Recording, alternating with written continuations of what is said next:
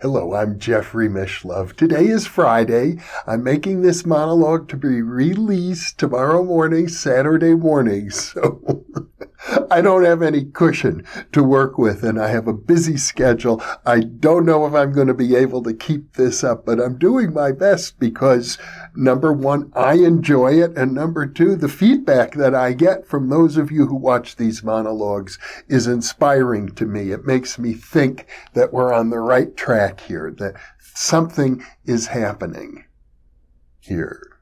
And you don't know what it is, do you, Mr. Jones? Well, I thought I would talk about the very name of this series, InPresence.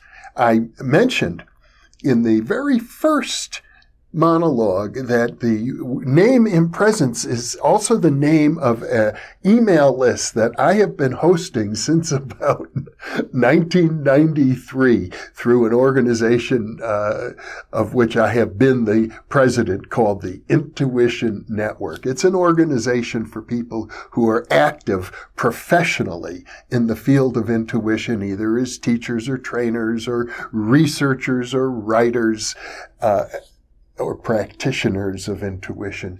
And we named it InPresence because it became clear to all of us that you access your intuition by being present to what is relevant to you in the moment. So it's about being here now. And yet there are many paradoxes many paradoxes associated with time. Some people would say you can never be in the present moment because our nervous system operates with a certain delay. You know, it takes a signal. Let's say you touch something, and you feel it at your fingertip, but by the time that signal goes from your fingertip to your brain and you register the feeling, well, maybe a tenth of a second has passed. So by and large, we're living a fraction of a second in the past. We can't keep up with the here and now. In fact, what is the here and now really? If we look at it mathematically, it could be a fraction of a moment. That's a funny phrase because we don't know how long a moment is. And that's the issue. I could say I'm here and now because I'm here today, Friday. Friday is my now, and that gives me 24 hours. But I don't think that's what people normally mean when they say, be here now. Many of us, probably everybody listening or viewing this video, has had the experience of walking into a room, and then you suddenly think to yourself, why am I here? Why did I come into this room? I've had that experience many a time, and I'll tell you, so for those of you who are younger and don't know it, be forewarned, because the older you get, the more often that's going to happen. And I did an interview many years ago, back in the original Thinking Aloud series, with a man named Donovan Bess. I remember him well. At the time, he was 94 years old, which to me back then seemed really ancient. I was less than half his age.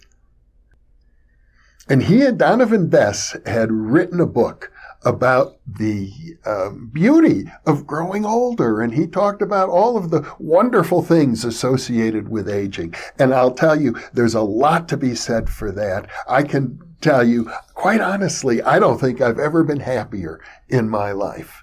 When they talk about the golden years, well, there's something to be said for that if you have a modicum of health. I can look back and say, woo, I made it. I'm in my 70s. Wow.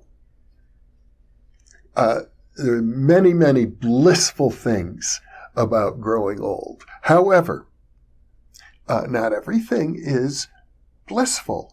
Or even if it is blissful, that's not necessarily good. So Donovan Bess, in his book, suggested that one of the advantages of growing older is that you lose your memory because, he said, that way you get to practice being here now.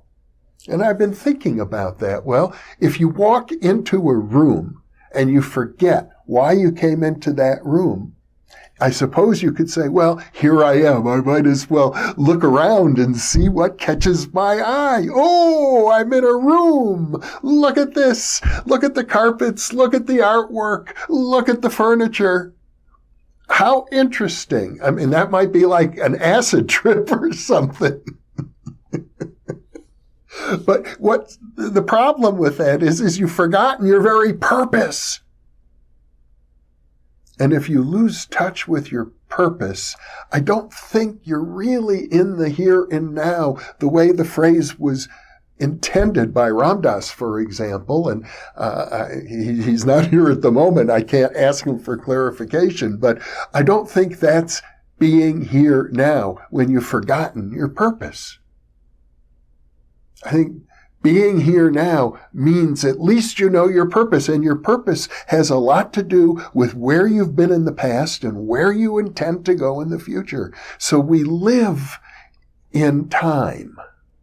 Our experience is in time, and it reaches back. Our consciousness reaches backwards and forwards. And let me say this about it. There's plenty of very serious people in the world of theoretical physics who believe in what you could call backwards causality, influences from the future. The future is reaching out to us, as is the past reaching forward to us. The future reaches backwards, the past reaches forward, so to speak. So being here now includes having a sense of why you're here, what you're doing, what your intentions are, what is your purpose. But there is another sense to the word be here now, and it's a little more closely aligned with the notion for which this series of monologues is named, InPresence. And maybe the best way for me to share with you what that's like is to consider for a moment the various video conversations. I sit in this very chair, and I have now for the last 3 years, and across from me is another person. And I'll tell you, I am giving that person all of my attention at the time. Well, I'm processing what they're saying, yes. I'm interpreting what they're saying. I'm noticing the rhythm that they're speaking with. I'm noticing their emotional energy. I'm trying to glean for myself what is the point they're trying to make. I'm aware of the audience, even though the audience won't be viewing the video for days, sometimes weeks, sometimes even months. But I'm aware that they're there and that they may need clarification on one point or another. So I'm aware of all of those things, but mostly I'm giving the person whom I'm with my full attention to the best of my ability. And I think to the extent that those video conversations work, it's because I'm able to be in the moment with them. So I'm not missing something they're intending to say. And I'm able to recapitulate, I'm able to translate, I'm able to sometimes expand upon what they have to say for the benefit of the viewers. To me, those interviews are an exercise in being here now. And maybe that's when it's most important, is when you're with another person.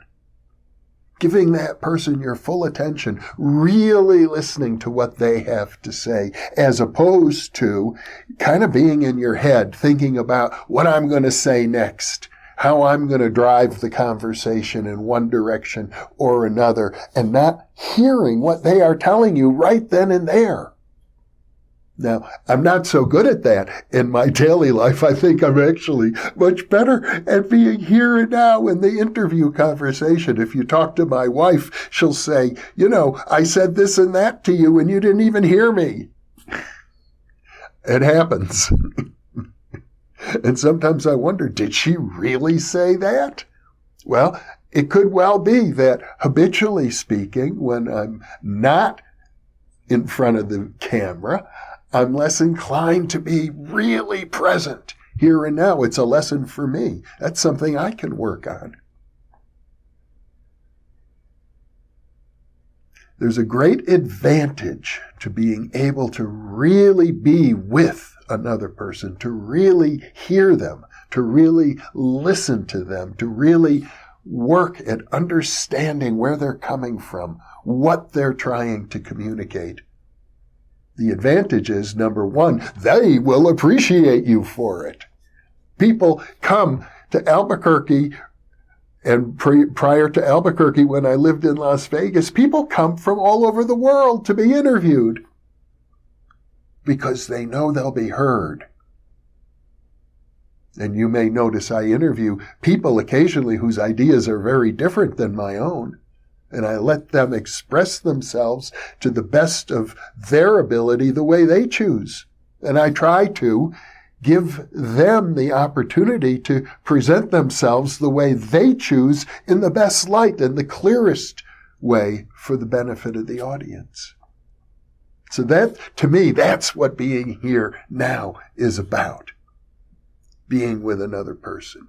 When I walk into a room, trying to remember why I came there, that's something else. That's a little different. It's a different kind of interaction where to really be present, you have to reach back. And even in the interviews, of course, I have to reach back and forward in time because the now moment is so elusive. It's always changing. It's never the same. And every now moment is laden with import, with meaning, with subtle references and nuances to faraway times and places.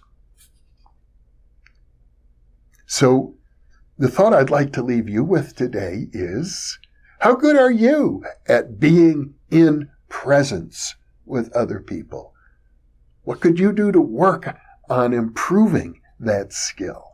Because, as I mentioned earlier, being present, being in the here and now, opening yourself up to what's most relevant in the immediate moment is a good way to get in touch with your intuition. And getting in touch with your intuition is a good way to open up your psychic functioning, which ultimately is what I'd love to see for all of you out there, at least all of you who so desire it. Be more psychic. Why not? It's a God-given gift because you have a psyche.